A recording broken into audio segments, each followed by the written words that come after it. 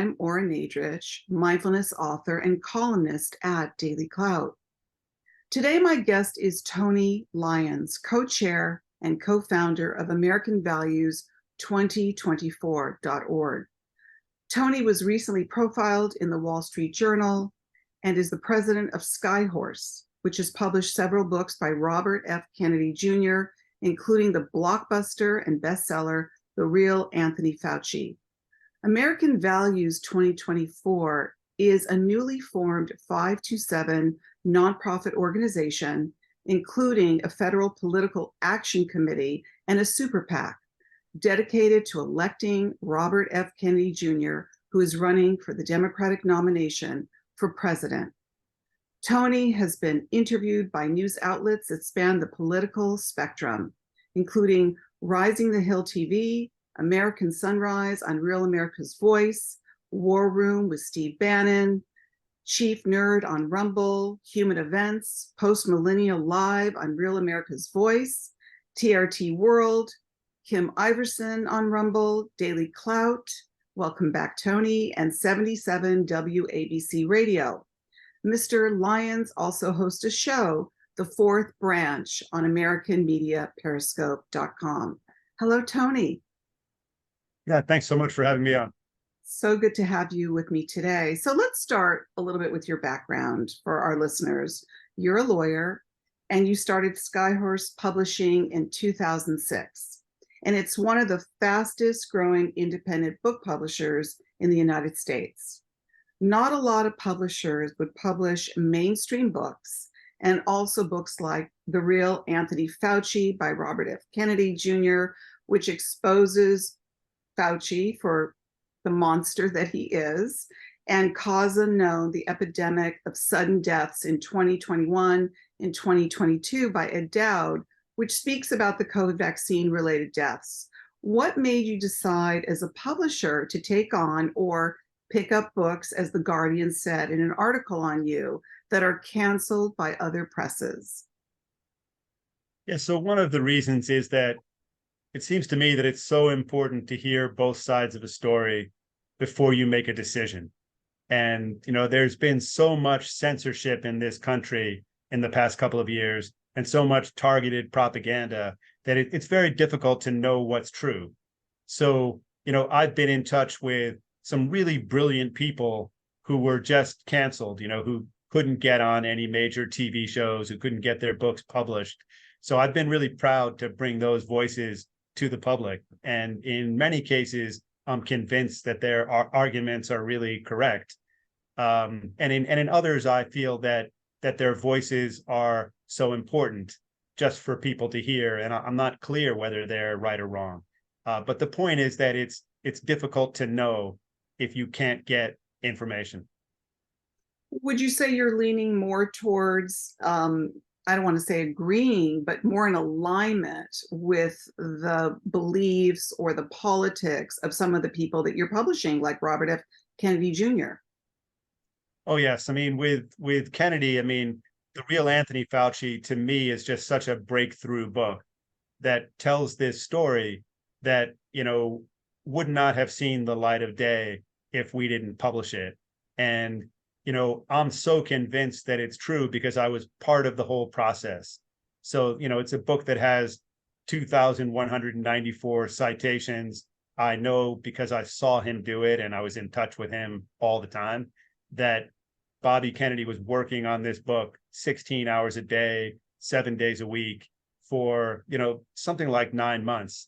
And he was so invested in getting it right and had a whole team of people researching it and verifying all the different sides of the story that I really am convinced by it, and think that it's really striking that we were able to sell 1.1 million copies when the power of the US government and the power of multiple government agencies and of multiple very, very large pharmaceutical companies all came together to try to silence Bobby Kennedy and to try to make sure that he was discredited, that people didn't take the book seriously, that it didn't get its proper place on bestseller lists, that, people thought that it was conspiracy theories, all of the different tactics that were used. And it was so beautiful to see it fail,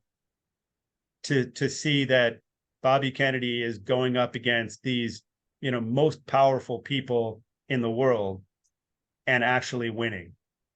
And winning is getting your message through to a very large number of people who, who are having to kind of ingest this information despite all of these counter forces, all of these forces meant to prove to them that they shouldn't take it seriously. I mean, you're up against this monolith with a book like that, because you've got millions of people who viewed Anthony Fauci as some kind of hero, so you run the risk of almost losing more people's belief and faith in you than, garnering their belief that what you're revealing about somebody like Dr. Anthony Fauci is real. So I commend you. I think it's awesome that you put that out there, knowing, especially at the time, that there were so many people that even till today think of Fauci as some kind of medical hero. It's just mind-boggling.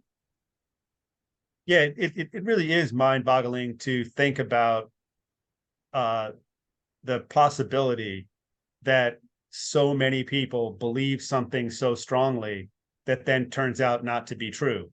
And so to do that and to kind of wrap your head around the idea that it's possible to fool, millions and millions of smart people into believing something, and then how much work it takes and how much dedication it takes from so many different people to then break through all of that censorship and propaganda to actually convince people that what they've been told and what they've seen and what they've read about is actually not the truth.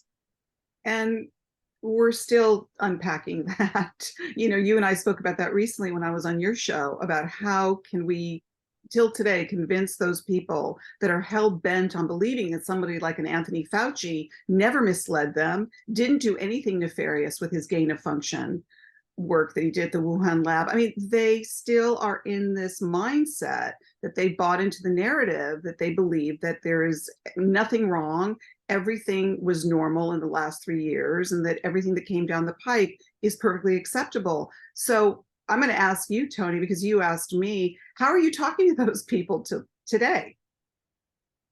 Yeah, so I talk to people all the time who I disagree with strongly. And I just had a 2-hour lunch with an old friend of mine who disagrees with me about just about everything, but we're still able to have a civil conversation and still able to sort of wrestle with some things that we can find common ground on. I was asking him, as a lifelong Democrat who had quit his job and worked for 9 months to help Biden become president, what it would take for him to vote for Robert F. Kennedy Jr. And he started off by saying, it just wouldn't happen. So then I asked him the second question, well, what if a poll showed you that that Bobby Kennedy was more likely to beat Trump than Biden was?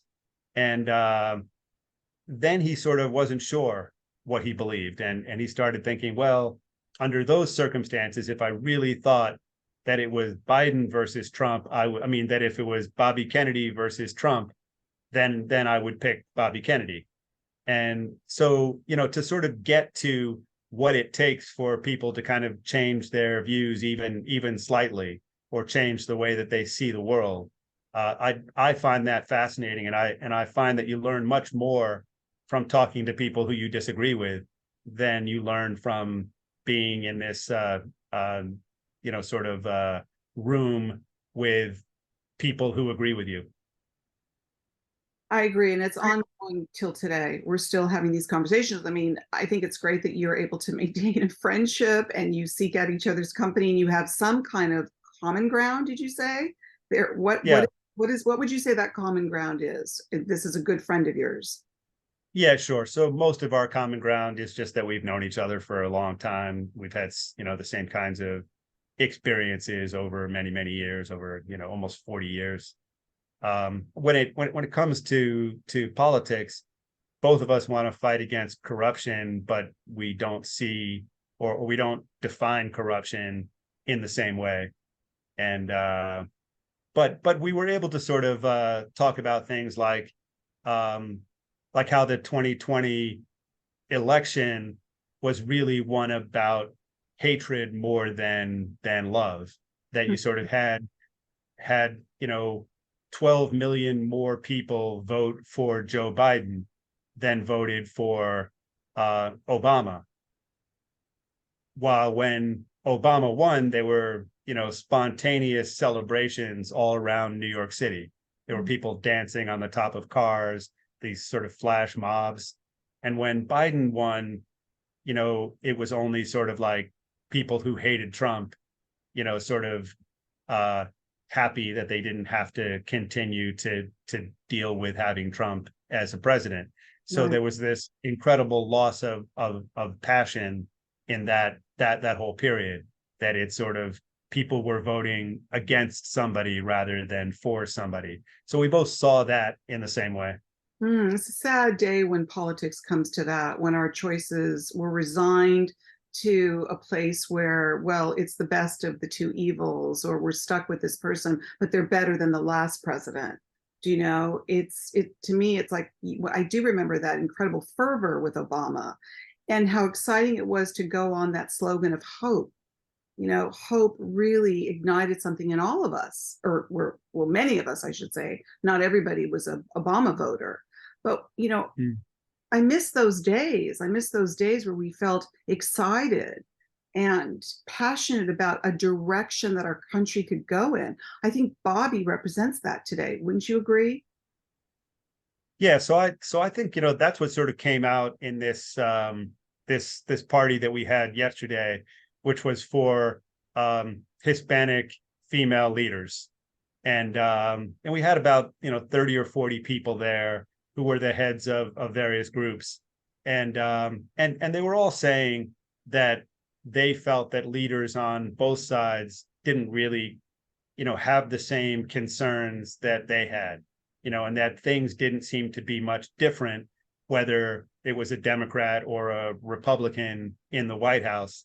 And they thought that the problems just kept on going on, and that they saw corruption on both sides. Mm-hmm. And so the argument that I was trying to make to them, which I think got through to a lot of them, was that Bobby Kennedy is kind of not running as a Democrat or a Republican. He's he's running as a warrior against corruption. Yeah, I mean, he is running as a Democrat, and there have been many people who have asked, why is he running as a Democrat when his own party is so against him? Yeah, well, many of his personal core values align him with the Democratic Party, but some of them don't. So, to be a Kennedy Democrat is different than to be a mainstream Democrat now, where Democrats for the first time in a generation are sort of pro-war, pro-big pharma, pro-censorship. So, those kinds of shifts are dramatic. And so Kennedy's Democratic Party affiliation has been consistent. He's the same kind of Democrat that he would have been 30 years ago, but the Democratic Party has veered into these new ways of seeing the world. Right, exactly. His principles of his father and his uncle have remained the same, but the party has changed so radically, it's basically recognizable at this point. Wouldn't you agree? Yeah, so I think that he wants to bring the Democratic Party back to its core values and bring it back to what it should be, which is a defender of freedom, a fighter against corruption. To have a leader who's really going to fight for the middle class and who's going to try to make the country better for everybody, versus both parties now are sort of aligned on a level of corruption that looks like an oligarchy, mm-hmm. where they're where it's all about money. And so if you're a Democrat, you're defending a certain group of corporations. And if you're a Republican, you're defending a different small set of corporations. And there's some that are the same who probably give money to both parties. But then it's all about lobbyists and sort of payback that politicians get for defending these huge companies rather than defending the people who voted for them. Right. And I see that expressed a lot in the younger demographics because they will, I've seen that on social media where they feel that, well, both parties are corrupt. There's not one better than the other. So hopefully with Bobby, because he really is reaching so many people, including the younger demographic, which is great, that they will, even though maybe they don't know the history of the Democratic Party the way we do, that they will feel hopeful that there is, again, going back to Obama, hope. We need to restore the feeling of hope. And I think the younger generation, we want them to go in and vote. We don't want them to feel this sort of apathy that they don't trust the political system at all. And they think both parties are corrupt. You said in your statement of purpose that American Values 2024 seeks to change public policy in the United States with a goal of ending the pervasive corrupt collusion between corporate interests in the federal government, especially the regulatory agencies that are captured by the industries they are supposed to police. I think the corruption that we're seeing with our government and these agencies is at an all-time high. Wouldn't you agree? I mean, it's just blatant at this point. Yeah, I mean, it's hard to imagine that if you have a system like we have now, where 75% of the FDA budget, for example, comes from the companies that it's supposed to be regulating, that's just not going to work. And if your system is sort of set up to, on all sides to protect corporate profits, so that in many cases, if you're a big pharmaceutical company making vaccines, you can't be sued if your vaccine, if your product causes harm.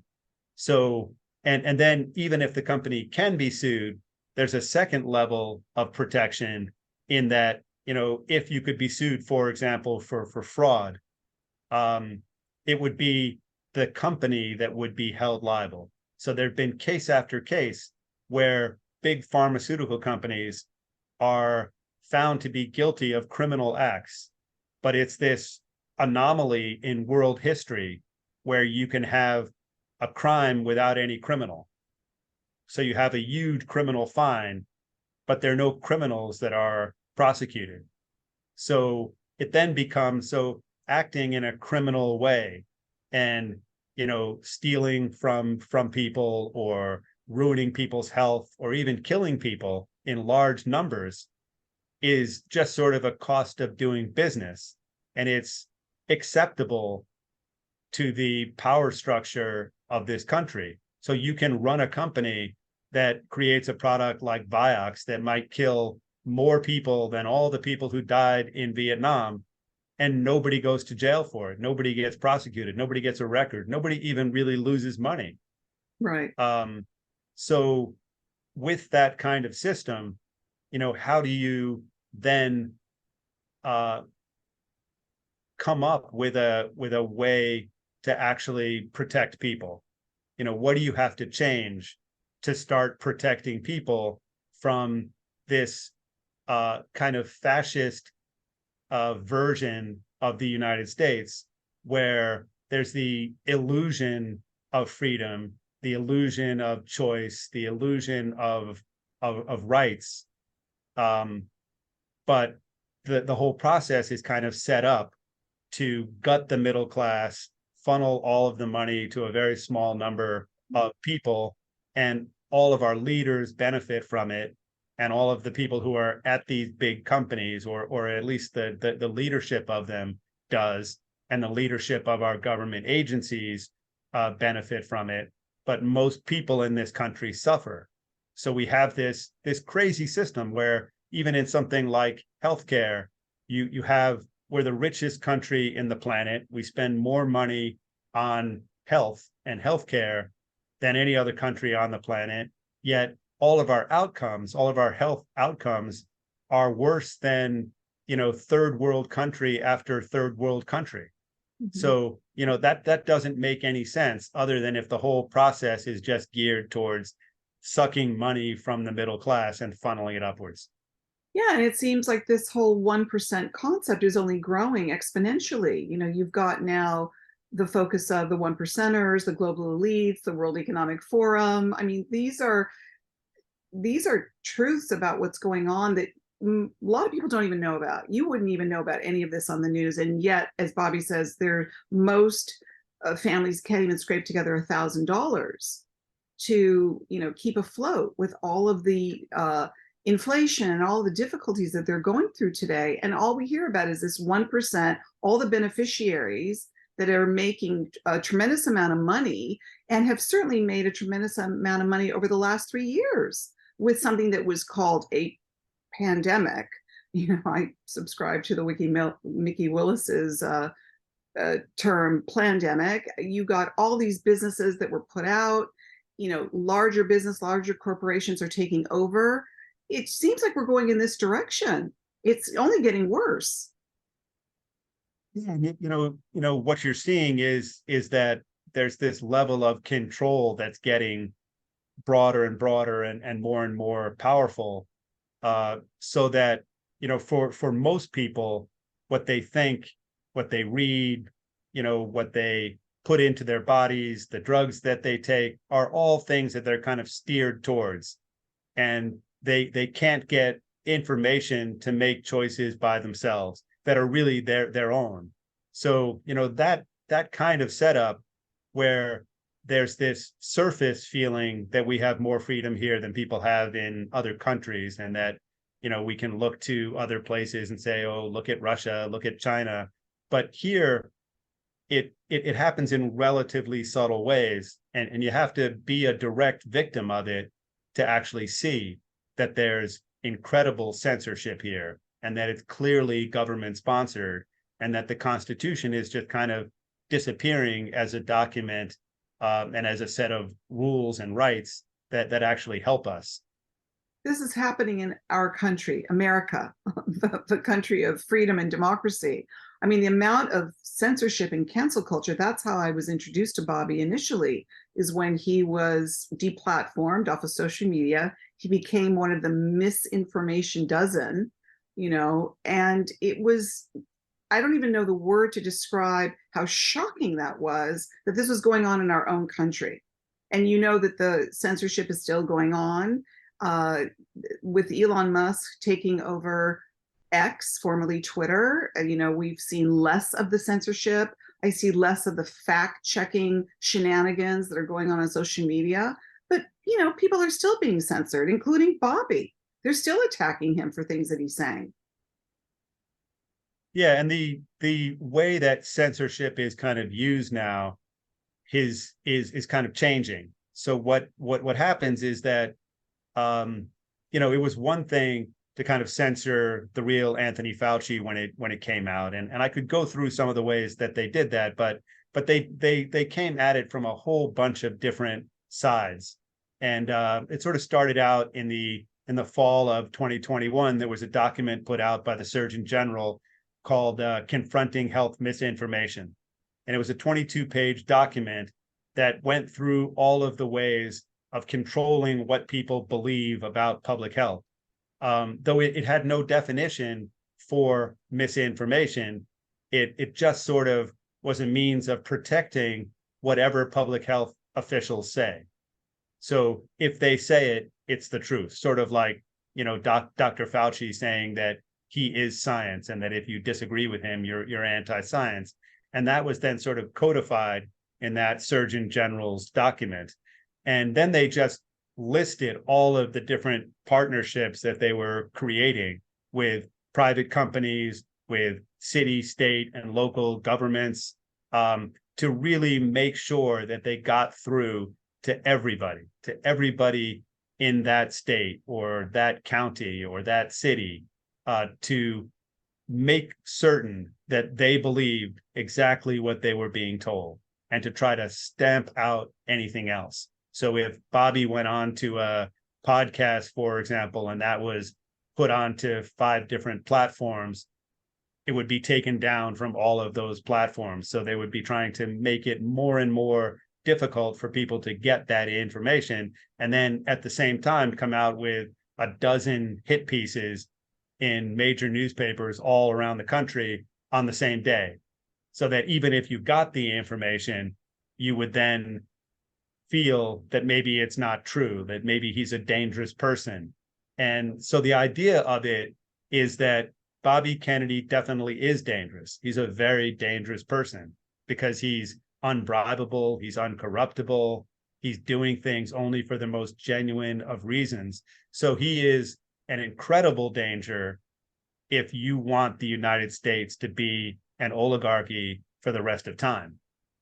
But if you want freedom, and if you're somebody, if you're one of those people who makes $1,000 or has $1,000 in the bank or less than $1,000, who is going check to check and is just basically scraping by in the richest country on the planet, while so many other people are just making millions and millions of dollars off of you, then you should love Bobby Kennedy. He is no danger to those people.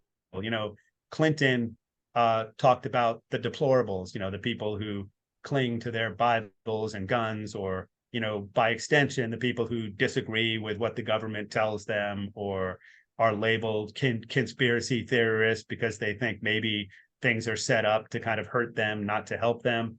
You know, so I think that if that's the definition of what a deplorable is, we're all deplorables. You know, we're all in that basket, and it's us versus a very small number of incredibly wealthy people and incredibly powerful companies and incredibly powerful and nefarious public officials.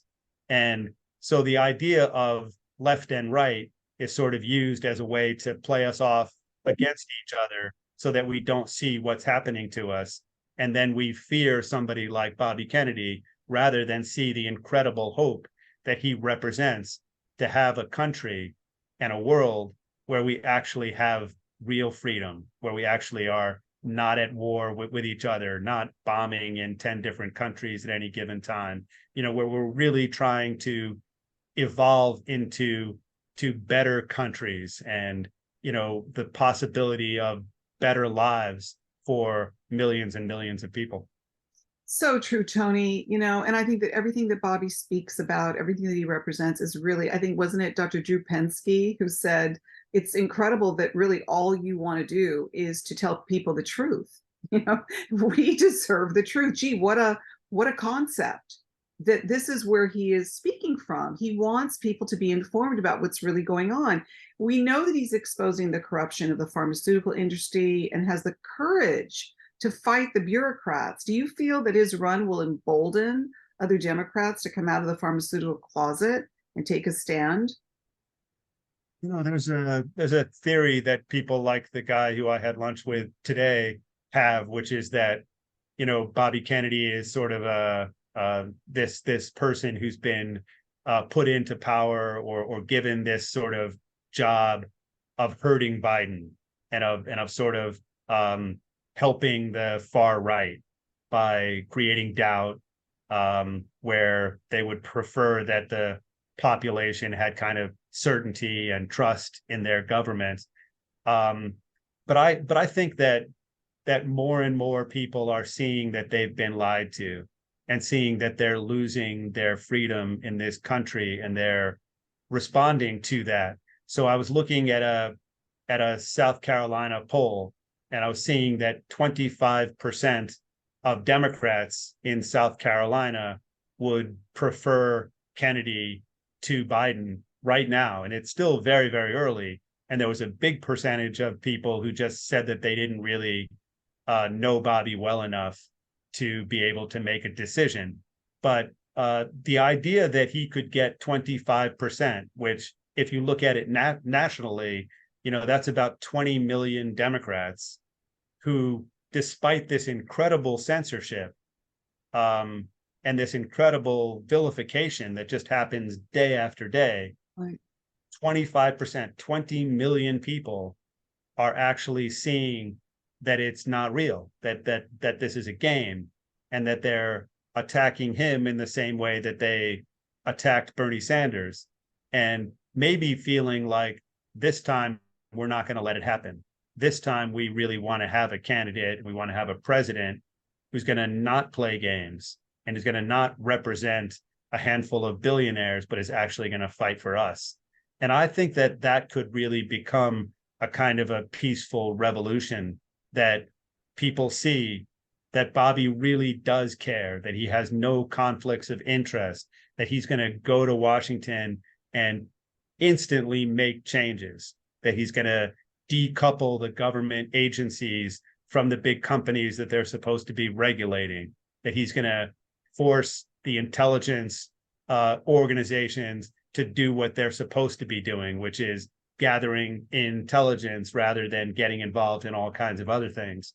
And that to have a president who would do that is just a game changer for all of us. It would, if people comprehended what he intends to do and what I know that he would do as president, I think it would be, back to people dancing on the rooftops of their cars and saying, I really believe in this candidate and I want to be part of this campaign to take back our country and our world from people who are taking it over. And they're doing it quietly, but it's dramatic, and it's going to take a lot of dedication from a lot of people to fight against it. But the hopeful side of it is, like I said, that millions of people are recognizing what's going on, and they're fighting it, and they're working hard to, help Bobby Kennedy, and to, even in the recent polling numbers where, Bobby Kennedy's numbers as far as sort of likability and trust are much higher than both Biden's and Trump's. Right. His favorability. I mean, it's incredible that mainstream media will have nothing to do with him. We know that all the roadblocks of the Democratic Party is throwing his way, not letting him debate Biden in a primary debate. The sort of desperate measures that they're taking against Bobby. And yet, I agree with you about this movement. And I don't even want to say that it's not on the radar, because there's a different radar today. We're functioning from a different radar. This isn't mainstream radar that we're going by. We're going by that more people watched Bobby's interview on Joe Rogan than is watching the fake news on something like CNN or these news platforms that are in total denial. And I think that their denial and their desperation is starting to smell really fishy to people. People are waking up. I feel more hopeful today. When I wrote my book, Time to Awaken, I was hoping that we will wake up and it won't be too late. Now I'm seeing this incredible movement on social media in all areas of demographics, that people want the truth. I mean, look what just happened with Lahaina, the fire in Lahaina, Maui. People want answers. They're just not going to stand idly by anymore and just be fed what they know is BS and just being lied to them by their government. And I have never seen anything like this. And I think it's going to just be growing exponentially. And maybe it is the perfect storm, that Bobby's truth saying combined with this movement that's happening around him, and that people are so sick and tired of being lied to, that this will culminate in a way. When we think of how Trump became president, came out of left field. Nobody saw that coming. And I feel with all the truth that Bobby is putting out there, something incredible and miraculous could happen with him. Don't you feel, Tony? With all the roadblocks against him? Yeah, I am definitely feeling that it is, that is the truth, and that people are voting with their time and with their decisions on sort of what to watch. And so when you see somebody like Joe Rogan getting, 10 or 20 million views for Bobby Kennedy's show, that's a choice, that's a vote. And that's a real vote, that you're willing to watch Joe Rogan talk to Bobby Kennedy for 3 hours. I mean, do you really think that there are 20 million people in this country, even people who love Joe Biden, who would consider spending 3 hours of their life listening to, President Biden? And I would say that there are not 500,000 people in this whole country who would be willing to dedicate 3 hours to listening to Joe Biden talk. So, that's a start, and when you see people like Tucker Carlson, who had, the most successful show with 3.5 million viewers on many nights, leave and then go to Twitter, or now X, where he's getting, his first show got 114 million views. Now, many of the mainstream papers say, well, those are not real numbers, that, if you went to that show for 1 minute, it counts as a view. But I think that's just defensiveness, that there's no question that he got tens of millions of viewers when he left Fox versus 3.5 million when he was still there. Right. So I think that shows you that the American people are just tired of being lied to, and that they don't want, they don't want that. They won't accept that anymore. And they're looking for a leader who they can believe in. And the question is, can Bobby Kennedy successfully pierce through this incredible set of tools that are used to kind of keep him down, and to keep his voice from getting through to the public?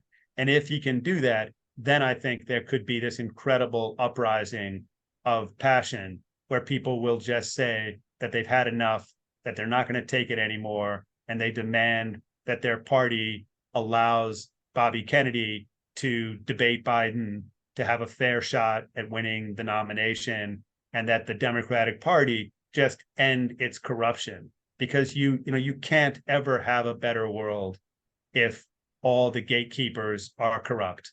And there's no question now that the Democratic Party, and the things that it did to Bernie Sanders, the things that it's doing to Bobby Kennedy right now, there's no other way to view that than that it's the most insidious form of corruption that you can have in a democracy. It's quite stunning, isn't it? It really is. Let's talk about your super PAC, Tony, which is dedicated to electing Robert F. Kennedy Jr., as our next president of the United States. Tell our listener how it's going.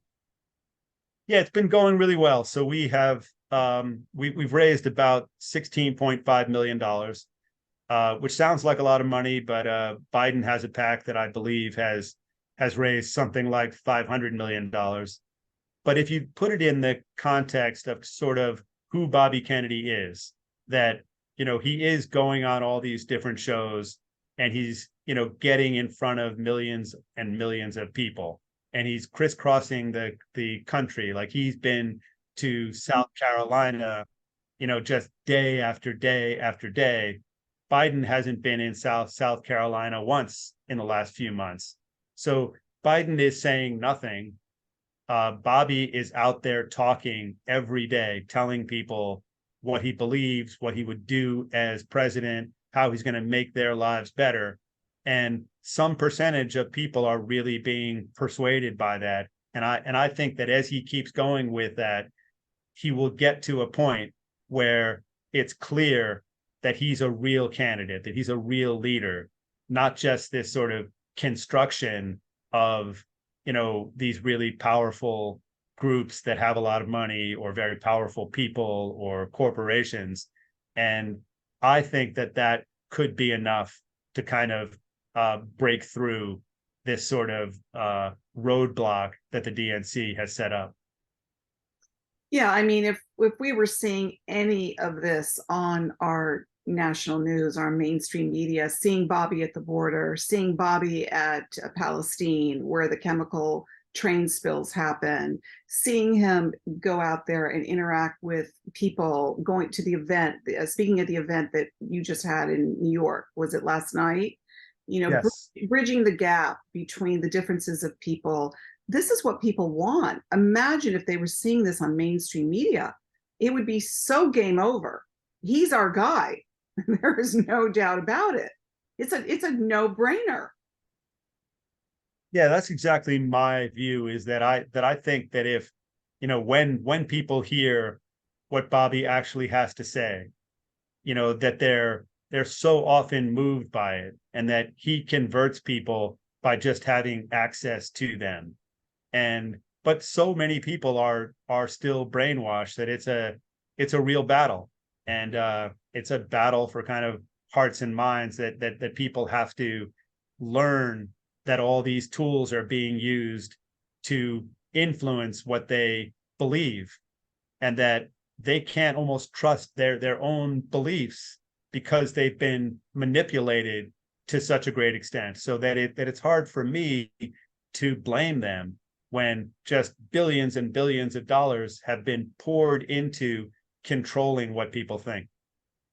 Yeah, I mean, I don't want to think about this whole idea of hopefully they'll wake up before it's too late. And some of them are our friends, some of them are very intelligent, people who you almost cannot believe that they are still believing this narrative. And they've got somebody like Bobby Kennedy, who is, in my opinion, and certainly yours, the greatest candidate we could ask for right now.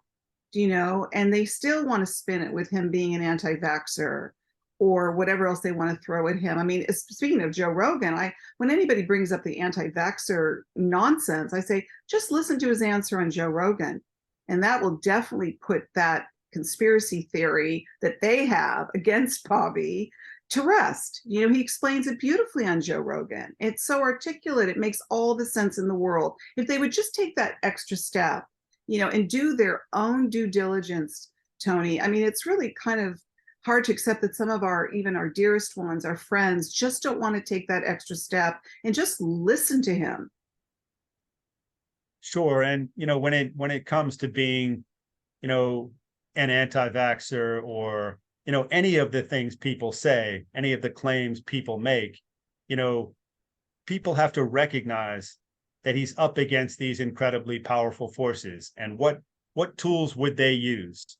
So, when the Democratic leadership was able to try to censor him at a censorship hearing in front of congressional leaders, you see how far they're willing to go. So we know that our government, when it comes to the important work that they're supposed to be doing, is so often unable to get anything done.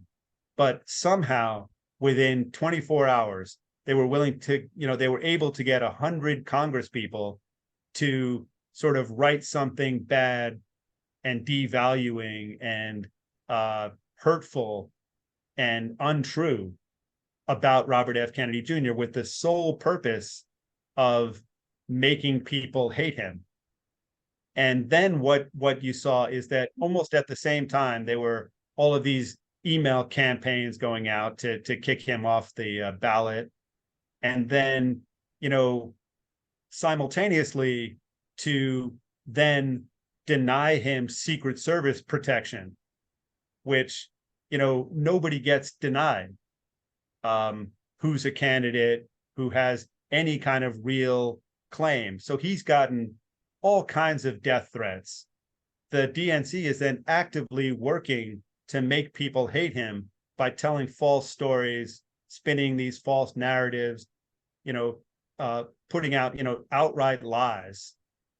And then, so making it so that people would have a reason to go after him. People would have a reason to maybe try to hurt him or to kill him, and then denying him basic protection that all candidates get. I mean, it's a level of corruption that is more and more transparent. And I think that it does begin to infuriate more and more people. And that at some point you have, a peaceful rebellion where people just say, this is enough. Yes. And yet Bobby's such a class act. He's able to maintain a level of equanimity with all of the horrible things they continue to do to him. I love the way he keeps this level of you know, he's diplomatic, he's classy, he's non-reactive, which is what I feel about mindfulness. You know, he doesn't badmouth his opponents. He doesn't say these horrible things that they stoop so low to say about him. Tony, I know we have just a little bit of time left. I want to go in a completely different direction, if you don't mind, because you're a publisher and you have Skyhorse. I want to bring up AI. I know that could open up a whole can of worms, but I just want to touch upon it if we could. You know, there's this very strange book that's been sort of showing up on social media. It's on Amazon, and it's a Kindle book called Fire and Fury, the story of the 2023 Maui fire and its implications for climate change by, get ready, Dr. Miles Stones. Okay, like again, these jokes that are just being thrown in our faces continuously. So, which some, you know, people are speculating that it's an AI written book. I mean, it was written like, what, 2 days after the tragic fire in Lahaina. With the fire having just happened and a book like this out a few days later, one can only think that it was an AI generated book. What are your thoughts around AI being used as a writing vehicle, not just for kids' school papers, but people who up until now may have not even been considered writers? And I know even with the strike in Hollywood, it's a real threat for screenwriters. Yeah, it definitely is a threat for the whole world, and I agree that book probably is AI. It just makes sense. I mean, you can sort of picture a group of 30 people sitting in a room typing furiously, or you can think of it being, you know, put into Chat GPT, Right. and the latter looks much more likely. And I think that it is a danger to a lot of people, and that we once again need to have a candidate, and we need to have politicians who are actually fighting for the people of this country, and you know, who are going to take steps to prevent the misuse of technology. And it is true that, you know, real creativity coming from people is so important to the future of mankind. And it's so easy to allow this kind of technology to just take over, so that you have, you know, everything done by machines. But we can see where that leads, and where it leads is total control of just about every narrative. So that, how do you ever know what's true if the top 5,000 Google searches all say something that's untrue? And if you can control that, and it seems to me that you definitely can, that, you know, we're at a time where politicians and the heads of large corporations, you know, have a level of power that would have been the envy of any dictator in the history of the world, that they could control every aspect of information around a specific subject. And that really is, you know, terrifying, and requires people to fight against, and to sort of have a government that looks at it really closely and takes steps to protect us from it. So true, Tony. This is a very fast changing world, and we really need leaders like Bobby to guide us, you know, in the direction that is going to help not only save the freedom and democracy of our country, but our humanity. You know, it's a very, very changed world. And I know you and I have total faith in someone like Robert F. Kennedy Jr. as possibly being one of the greatest leaders of our time. So Tony, we're past our time, and I could talk to you, you know, for another hour. Tell our listeners how they can find you, how they can find out about the Super PAC and get involved. Yes, you can find me personally either at skyhorsepublishing.com or at Instagram. Tony Lyons is uncertain. And you can find the Super PAC at AmericanValues2024.org. Wonderful. Well, thank you so much for being my guest today. And thank you to all our listeners for being here with Tony and I. Don't forget to subscribe to Daily Clout so you don't miss conversations like the one I had with Tony. And until next time, stay awake, stay present, and stay informed. Hey everyone, it's Naomi Wolf of Daily Clout, and I just want to give a thank you to our sponsor, The Wellness Company, whose chief medical team includes some of our most respected colleagues, including Dr. Peter McCullough and Dr. Harvey Risch. So The Wellness Company offers COVID and vaccine injury treatments, including ivermectin, as well as dietary supplements based on the guidance of these noted physicians and epidemiologists, such as Spike Support, which is designed to help combat spike protein. So click on the link below or head to dailyclouthealth.com to purchase their products. You can also gift healthcare to your loved ones, which is something I've been doing. I'm excited about the Wellness Company being able to offer medical advice without the pressure of big pharma. Please use the code DailyClout for 10% off. Thank you again to the Wellness Company, our sponsor. Bye-bye.